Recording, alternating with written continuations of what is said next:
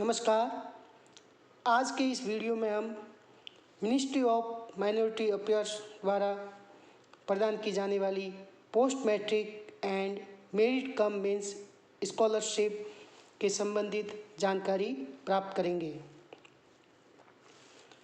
Post matric and merit cum means scholarship के आवेदन की अंतिम तिथि 31 अक्टूबर 2020 है।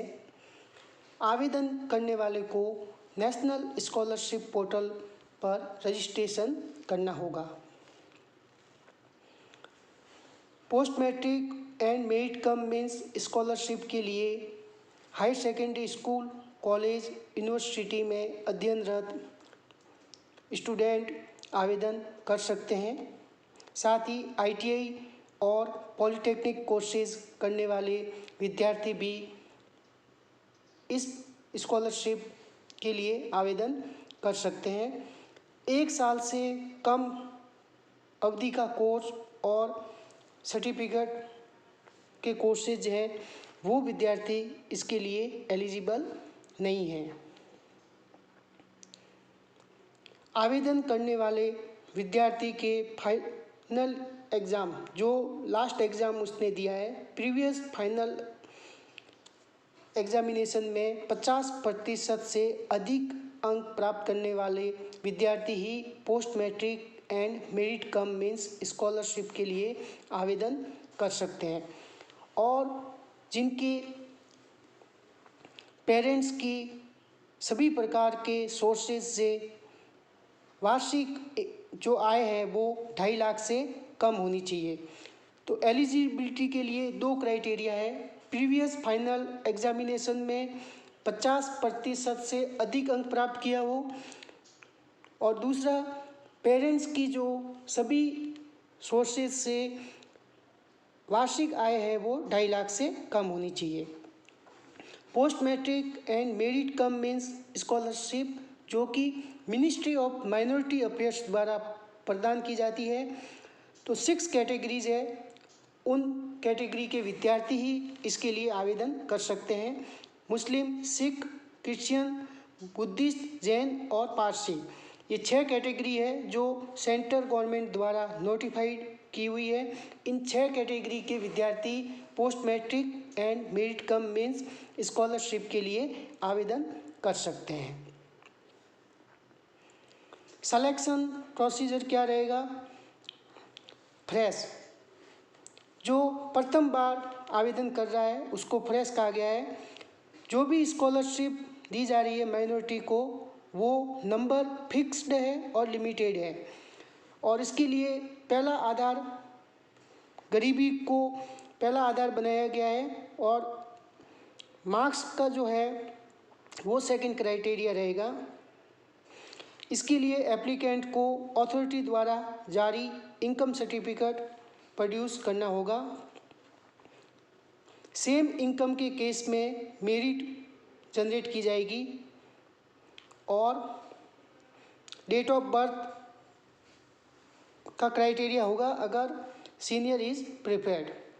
सेम इनकम के केस में मेरिट जनरेट होगी from date of birth criteria, और सीनियर को प्रेफरेंस दी जाएगी। रिन्यूअल के केस में अगर आपका जो कोर्स ड्यूरेशन है वो 3 इयर्स का है, तो स्कॉलरशिप भी 3 साल तक दी जाएगी। फर्स्ट के केस में मेरिट जनरेशन होगा, और सेकंड के केस में, रिन्यूअल के केस में, किसी भी प्रकार की मेरिट लिस्ट का जनरेशन नहीं होगा। यदि उसने लास्ट एग्ज़ाम में, प्रीवियस ईयर के एग्ज़ाम में 50% से अधिक अंक प्राप्त किए हैं, तो अथॉरिटी द्वारा वेरीफाई करके फॉर्म को भेजा जाएगा और स्कॉलरशिप प्रदान की जाएगी। फ्रेश, जो भी मिनिस्ट्री ऑफ माइनॉरिटी अफेयर्स द्वारा ये स्कॉलरशिप प्रदान की जा रही है, उसका नंबर जो है वो फिक्स है और लिमिटेड है।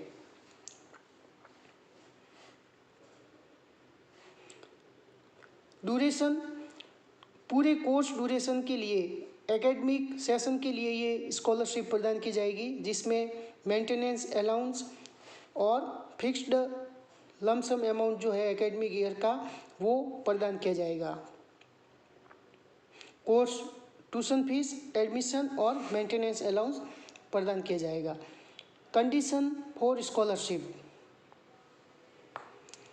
जो भी student 11th 12th ITI polytechnic में एडमिशन लिया है वो फ्रेश स्कॉलरशिप के लिए आवेदन करेंगे। साथ ही इनकम सर्टिफिकेट है जो अथॉरिटी द्वारा जारी किया हुआ है वो प्रोड्यूस करना होगा। Self certified community certificate student के द्वारा प्रदान किया जाएगा।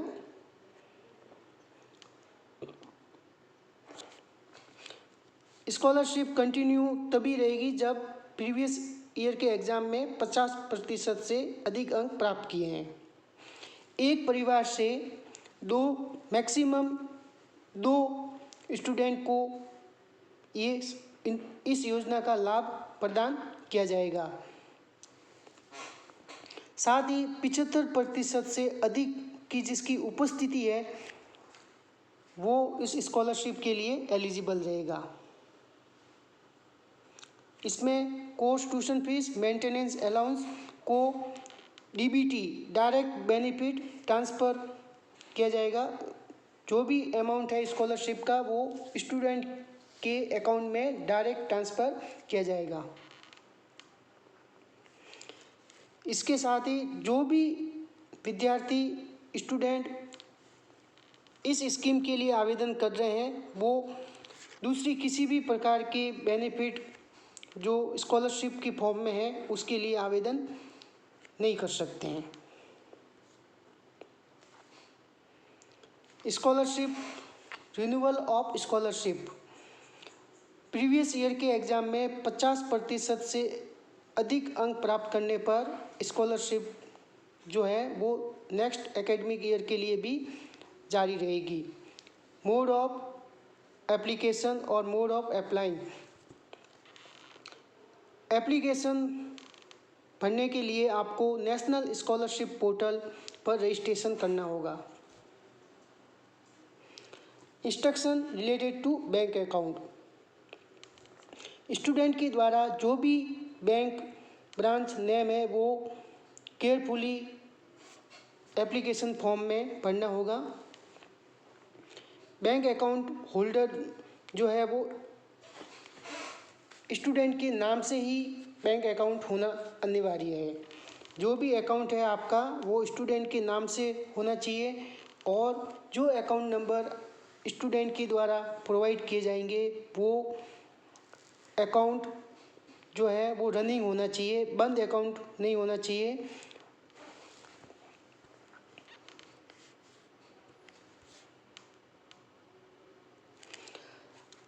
स्टूडेंट के द्वारा आधार नंबर ऑनलाइन एप्लीकेशन में करेक्टली प्रोवाइड करने हैं और आधार के साथ बैंक अकाउंट जो भी लिंक है वो अकाउंट जो है जो भी आपका स्कॉलरशिप का अमाउंट है वो आधार से जो बैंक अकाउंट सीडेड है उसमें ट्रांसफ़र किया जाएगा। यदि किसी स्टूडेंट के द्वारा बीच में एकेडमिक ईयर पूरा न करके बीच में ही डिसकंटिन्यू करता है, छोड़ दिया जाता है या सब्जेक्ट ऑफ स्टडी चेंज हो जाती है, उस केस में अगर स्कॉलरशिप उसको मिली है तो उस स्कॉलरशिप अमाउंट को रिफंड करना पड़ेगा। Guideline for registration on national scholarship portal, national scholarship portal पर रजिस्ट्रेशन करने के लिए स्टूडेंट रजिस्ट्रेशन फॉर्म भरना अनिवार्य है। स्टूडेंट रजिस्ट्रेशन फॉर्म भरने से पहले निम्न डॉक्यूमेंट आपके पास होने चाहिए। पहला है एजुकेशनल डॉक्यूमेंट ऑफ स्टूडेंट, जैसे 10th मार्कशीट, 12th मार्कशीट या आपने जो भी प्रीवियस फाइनल एग्ज़ाम दिया है उसकी मार्कशीट आपके पास होनी चाहिए। बैंक अकाउंट डिटेल और IFSC कोड आपके पास होना चाहिए। आधार नंबर स्टूडेंट के पास रजिस्ट्रेशन के वक्त होनी चाहिए। अगर आधार अवेलेबल नहीं है तो बोनाफाइड स्टूडेंट का बोनाफाइड सर्टिफिकेट होना चाहिए जो इंस्टीट्यूट या स्कूल से प्राप्त किया हुआ है। आधार एनरोलमेंट ID या scan copy of bank passbook वो आपके पास में होनी चाहिए। डेट ऑफ बर्थ के लिए 10th की मार्कशीट में जो आपकी डेट ऑफ बर्थ है वो रजिस्ट्रेशन फॉर्म में आपको एंटर करना है। स्टेट ऑफ डोमिसाइल का मीनिंग है कि जिस स्टेट में आपका परमानेंट एड्रेस है वो आपका स्टेट ऑफ डोमिसाइल रहेगा। स्कॉलरशिप कैटेगरी में आप पोस्ट मैट्रिक स्कॉलरशिप स्कीम या merit cum means scholarship scheme के लिए आवेदन करना है। नेम ऑफ स्टूडेंट आपका जो भी नाम सर्टिफिकेट के अंदर है, जो भी नाम 10th की मार्कशीट के अंदर है वही आपको ऑनलाइन रजिस्ट्रेशन फॉर्म में भरना है। मोबाइल नंबर आपको करेक्टली प्रोवाइड करना है क्योंकि जो मोबाइल नंबर आप प्रोवाइड करोगे उस पर OTP नंबर आएगा, इसलिए मोबाइल नंबर करेक्टली फिलअप करना है। ईमेल आईडी आपके द्वारा ईमेल आईडी भी प्रोवाइड करनी है।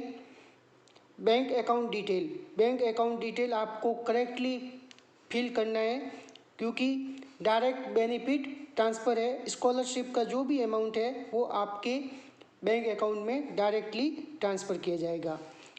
नेक्स्ट है आइडेंटिफिकेशन डिटेल के लिए आपको 12 डिजिट का आधार नंबर फिल करना है। नेक्स्ट आपको इमेज दिखाई गई है। नेशनल स्कॉलरशिप पोर्टल ओपन करने पर आपको इस प्रकार से दिखेगा। जो पहली बार आवेदन कर रहे हैं वो न्यू रजिस्ट्रेशन पर क्लिक करेंगे और जिनका लॉगिन ID और पासवर्ड अवेलेबल है वो लॉगिन पर क्लिक करेंगे। न्यू रजिस्ट्रेशन पर क्लिक करने पर आपके पास में इस प्रकार से एक फॉर्म खुलेगा जिसमें आपको क्या क्या डॉक्यूमेंट उस वक्त पास रखने हैं उसका विवरण लिखा हुआ है।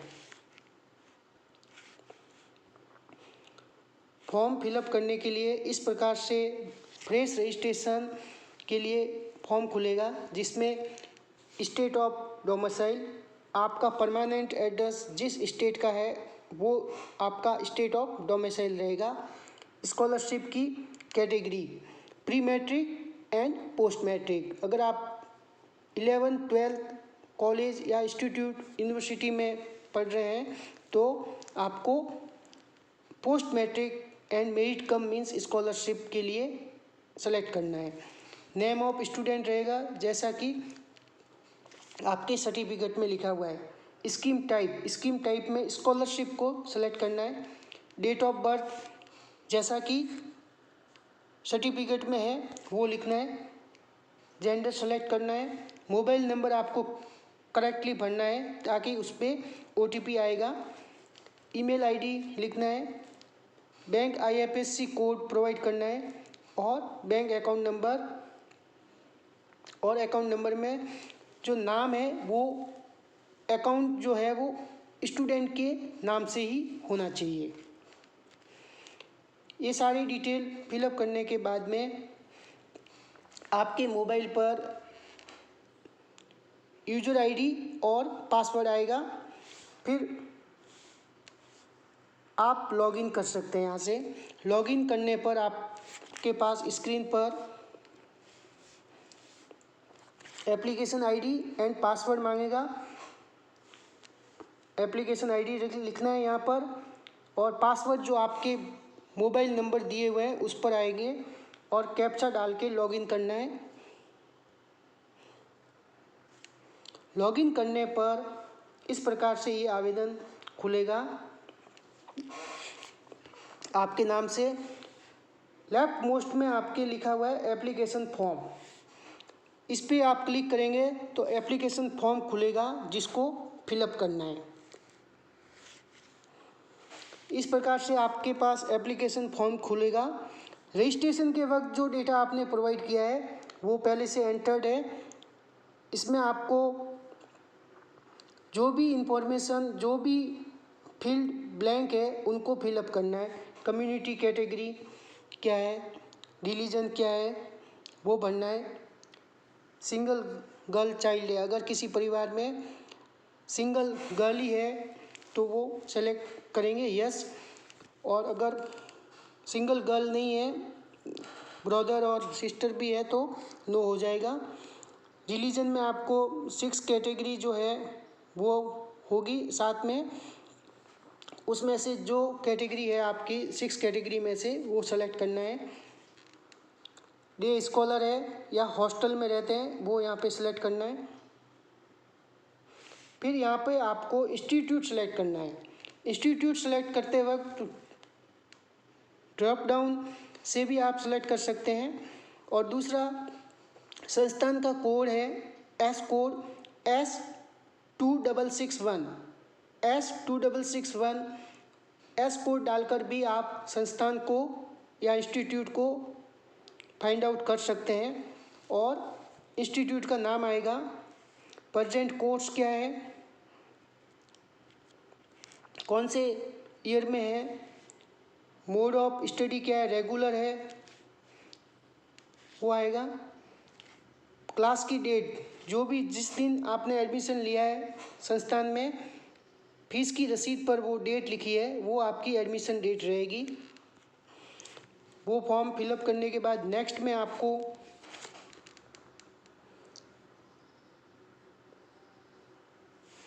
प्रीवियस कोर्स कौन सा किया है, 10वीं किया है, 12वीं किया है, जो भी लास्ट एग्ज़ाम आपने पास किया है उसकी डिटेल यहाँ आएगी। कौन से ईयर में पास किया है, परसेंटेज कितनी है, रैंक, अगर यूनिवर्सिटी इंस्टीट्यूट या आप मेरिट होल्डर है तो रैंक फर्स्ट या सेकंड है तो वो भरना है, नहीं तो नो करना है।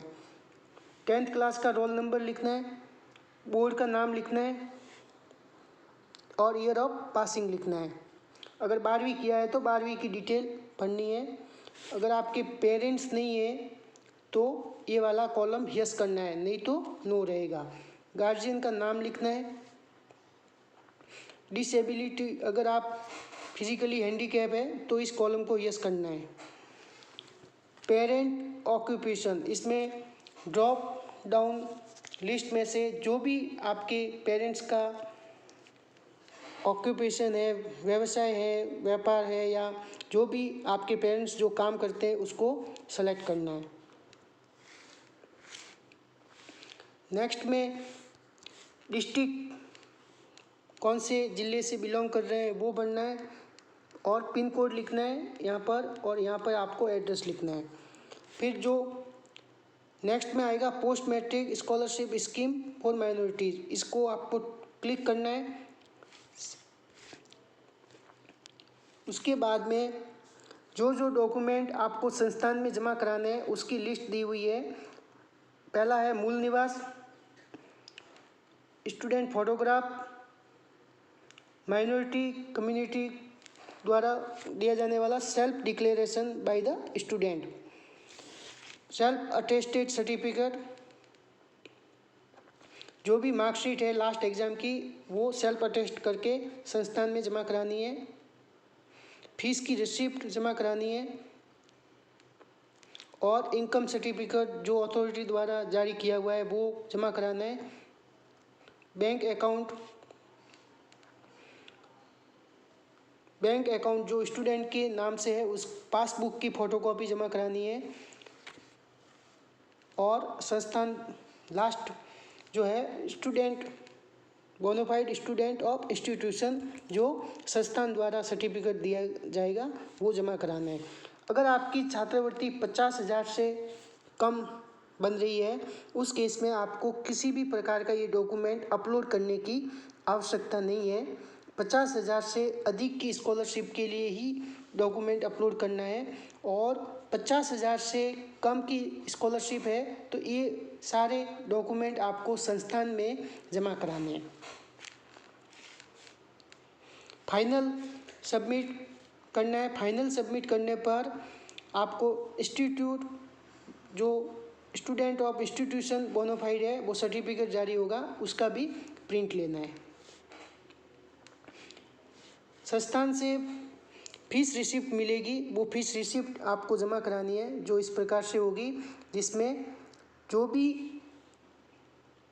बाइफरकेशन है फीस का कि आपका फीस है, जो ट्यूशन फीस कितनी है, स्पोर्ट्स में कितना है, लाइब्रेरी में कितना है, वो बाइफरकेशन वाली फीस रिसिप्ट आपको जमा करानी है। ये फीस स्ट्रक्चर है। और गलत आय प्रमाण पत्र प्रोड्यूस नहीं करना है। जो भी आपकी आय है वो वास्तविक आय आपको आय प्रमाण पत्र में दिखानी है। गलत प्रोड्यूस करने पर रिकवरी भी हो सकती है। अगर आपके छात्रवृत्ति आवेदन पर किसी प्रकार का संस्थान के द्वारा ऑब्जेक्शन लगाया जाता है तो उसको आपको रिमूव करना है। जो भी टाइम पीरियड दिया जाता है उस टाइम पीरियड में रिमूव करना होगा।